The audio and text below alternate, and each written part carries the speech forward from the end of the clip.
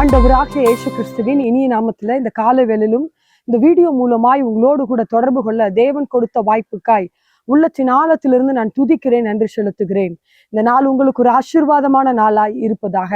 இந்த நாட்களில லென்த் டேஸ்களை அனுசரித்து கொண்டிருக்கிறோம். ஆண்டவருடைய பாடுகளை அனுசரித்து கொண்டிருக்கிறோம். இங்கு அப்போஸ்தலனாகிய பவுல் கொரிந்தியருக்கு எழுதுகிற வசனத்தை நாம் தியானிக்கலாம். 1 கொரிந்தியர் 1வது அதிகாரம் 18வது வசனம் இப்படியாய் சொல்லுகிறது.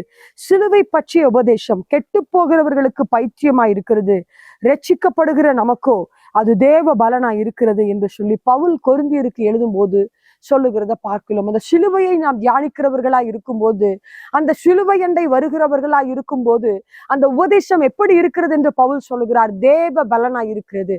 உங்க வாழ்க்கையில பலனற்று சோர்ந்து போய் இருக்கிறீர்களா? ஒருவேளை ஆசீர்வாதம் இல்லாமல் குறைவுபட்டு இருக்கிறீர்களா? ஆண்டவருடைய சமூகத்தில் அந்த சிலுவை அண்டை வருவீர்கள் என்று சொன்னால், ஒருவேளை அநேகர் இந்த நாட்கள் உபவாசத்தோடு அனுசரிக்கிறவர்களாய் இருக்கலாம். தேவனுடைய சமூகத்துல கிட்டி சேருவதற்கு வேதாகமத்தை தியானிக்கிறவர்களாய் இருக்கலாம். இன்று பவுல் எழுதுகிறார், சிலுவை அண்டை நீங்கள் வருவீர்கள் என்று சொன்னால் அந்த உபதேசம் உங்களுக்கு ஒரு பெரிய தேவ பலனை கொடுக்கிறது என்று சொல்லி நம்ம மத்தியில சொல்லுகிறத பார்க்கலாம்.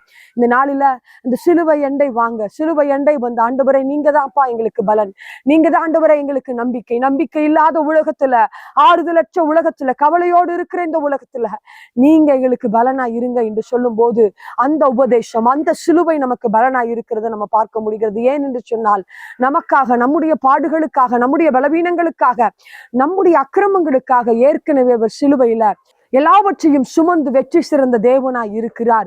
இந்த நாளில் அது உங்களுக்கு ஒரு தேவ பலனாய் இருக்கும். எந்த காரியத்துல பலனற்று இருக்கிறீர்களோ அந்த உபதேசம், அந்த சிலுவை அண்டை நீங்கள் வருவீர்கள் என்று சொன்னால் உங்களுக்கு பலனை தர வல்லதா இருக்கிறது.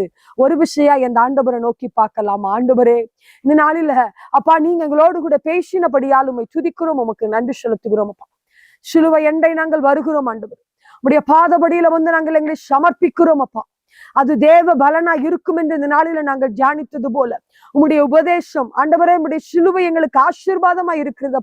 உம்முடைய சிலுவை எங்களுக்கு உயர்வை கொடுக்கிறது ஆண்டவரே. யார் யார் பலனற்று வியாதியோடு கூட வியாதி படுக்கையில சோர்வுற்று இருக்கிறார்களோ, இயேசு நாமத்தில் அந்த சிலுவையின் மூலமாய் வருகிற ஆசீர்வாதம் உம்முடைய பிள்ளைகளுக்கு வருவதாக நாங்கள் செபிக்கிறோம் ஆண்டவரே. ஒரு தேவ பலன், பரச்சிலிருந்து வருகிற தேவ பலனை கட்டளை இடுவீராக நாங்கள் செபிக்கிறோம். இந்த நாள் அவர்களுக்கு ஆசீர்வாதமா இருக்கட்டும். எந்தெந்த காரியத்தில் ஆசீர்வாதம் இல்லாமல் சோர்ந்து போய் இருக்கிறார்களோ, உம்மண்டை சிலுவை அண்டை வந்தபடியால ஒரு உயர்வு வருவதாக நாங்கள் செபிக்கிறோம். ஆசீர்வதித்து பலப்படுத்துங்க ஆண்டவரே. அப்படி ஆசீர்வாதம் கிருபை தங்கட்டும் நாங்கள் செபிக்கிறோம். இயேசுவின் நாமத்துல நீங்க அப்படி செய்கிறபடியால் உம்மை துதிக்கிறோம், உமக்கு நன்றி செலுத்துகிறோம். அப்பா இயேசுவின் நாமத்துல நாங்கள் செபிக்கிறோம் எங்கள் நல்ல பிதாவே. ஆமென். ஹல்லேலூயா. நிச்சயமா இந்த நாள் உங்களுக்கு ஒரு ஆசீர்வாதமா இருப்பதாக. ஆமென்.